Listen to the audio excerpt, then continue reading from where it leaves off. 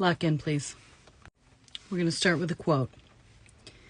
I never met a man I loved as much as I loved my freedom.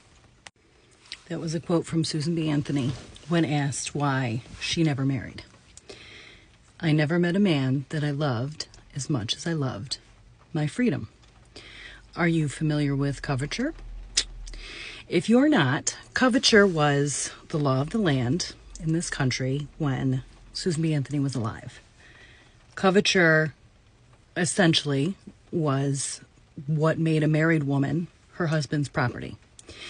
It is based in religious belief, but it became law, right? There is no separation. There's never been separation. But a married woman in this country could not sign legal documents, own property, had no rights to her children, could not get a divorce. She could be beat.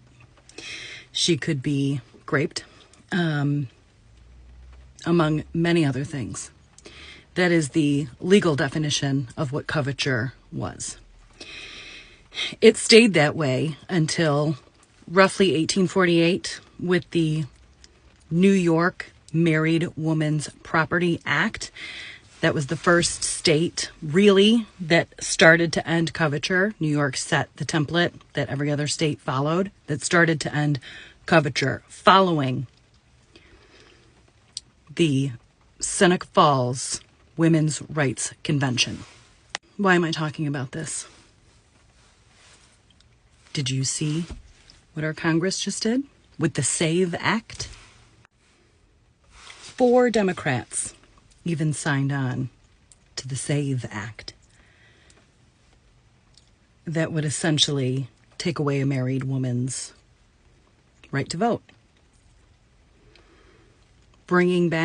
Starting to bring back coverture, right? Making a married woman her husband's property.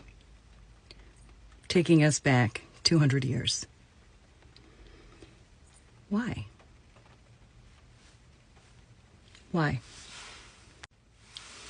Like Miss Anthony, I also have not met a man that I love as much as my freedom, so I am not a married woman. I have also not felt, to this moment, my freedom to vote has been in jeopardy. Is it in this moment in jeopardy? Yes. Yes, it is. And I am a white woman, right? I have had the right to vote my entire life. White women in this country have had the right to vote since 1920. Right? And if you are a student of history, you know black women have not had the right to vote as long. That was not granted, really, until 1965.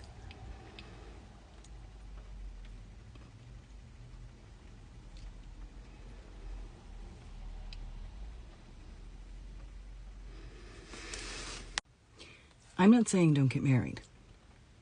Do whatever you want to do.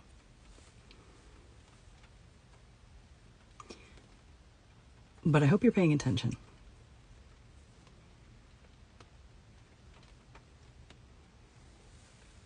And if you are married, your husband had better be paying attention. And he better not be silent. Because if he is, that's not a good husband.